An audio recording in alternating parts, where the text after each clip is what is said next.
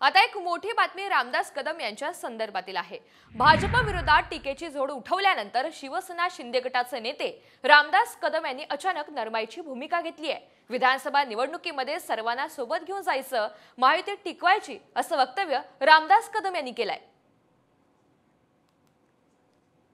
तर एकीकडे भाजप विरोधात टीकेची झोड उठवल्यानंतर आता मात्र शिवसेना शिंदे गटाचे नेते रामदास कदम यांनी अचानक नरमाईची भूमिका घेतली आहे। विधानसभा निवडणुकीमध्ये सर्वांना सोबत घेऊन जायचंय, महायुती टिकवायची असं वक्तव्य आता रामदास कदम यांनी केलेलं आहे। आम्हाला सगळ्यांना घेऊन जायचंय, आम्हाला आमची महायुती टिकवायची आहे। कोण चुकलं असेल तर त्यालाही सोबत घेऊन जायचं आहे आणि म्हणून आमचं ध्येय एकच की शिवसेना प्रमुख माननीय बाळासाहेब ठाकरे यांना अभिप्रेत असलेला विकास